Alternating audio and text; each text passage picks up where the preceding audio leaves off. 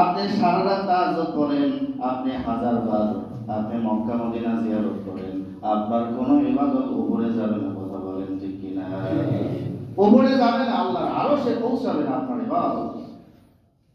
এই জন্য বিশ্বাসের যে জায়গাটা, এটাকে সঠিকভাবে 100% করতে হবে। কত পার্সেন্ট?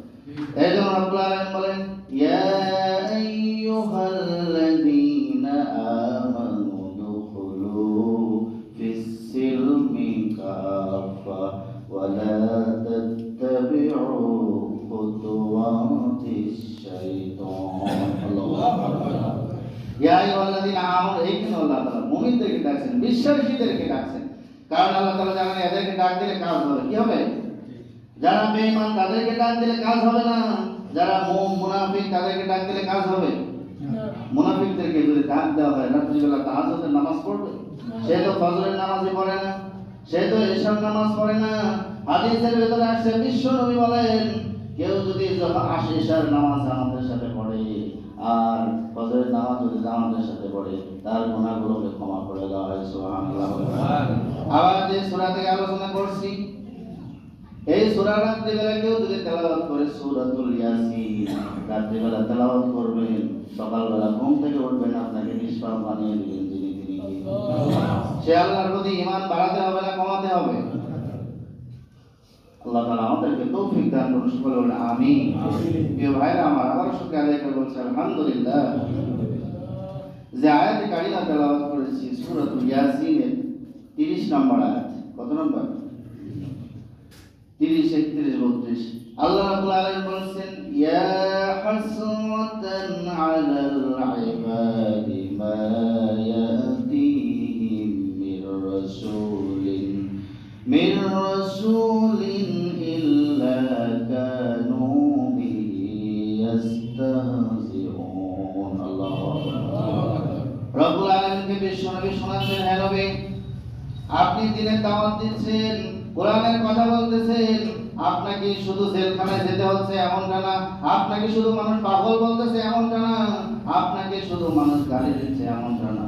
কিয়ামত পর্যন্ত যারা দিনের কথা বলবে, কোরআনের কথা বলবে, তাদেরকে ধরে ধরে জেলখানায় বড় হবে। কথাটা কার? এই পৃথিবীতে আল্লাহ তাআলা যত পয়গম্বর পাঠিয়েছেন, হযরত মূসা আলাইহিস সালামের কথাগুলো সবচেয়ে বেশি আল্লাহ তাআলা ডিটেইলস আকারে কি করেছেন? কারণ হযরত মূসা আলাইহিস সালামকে আল্লাহ তাআলা পাঠিয়েছিলেন তার কাছে বনি ইসরাইল নামক একটি জায়গায়, ঠিক কি না? আজকের আয়াতের প্রেক্ষাপটে এত কঠিন, আল্লাহ তাআলা বলেছেন, ইয়া মানে হে হাসরাতান আলাল ইবাদ, ইবাদ মানে হলো যারা ইবাদতকারী, আল্লাহর বান্দা। আল্লাহ তাআলা তাদেরকে দিকে ডাক দিয়ে বলেছেন, ইয়া হাসরাতান আলাল ইবাদ। গোটা বিশ্বের অবিশ্বাসীদেরকে ডাক দিয়ে আল্লাহ তাআলা বলতেছেন, মানুষ যদি জানতো যে আল্লাহ তাআলার নাফরমানি করার কারণে কিয়ামতের দিন তাকে কতটা ভয়ানক অবস্থায় পড়তে হবে, তাহলে কেউ দুনিয়ার জন্য কোনো দুর্নীতি করতো না। কথা বলেন ঠিক কিনা? মসজিদ ভেঙে মন্দির নির্মাণ করতো না। কথা বলেন ঠিক কিনা?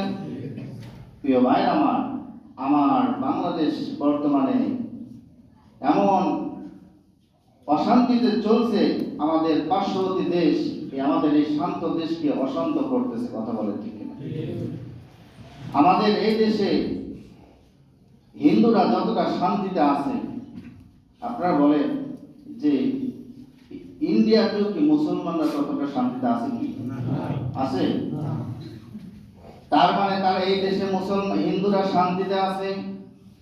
আমার দেশ হলো এমন শান্ত দেশ, যে শান্ত দেশে হিন্দুরা পূজাও করে, আবার মুসলমানরা নামাজও পড়ে।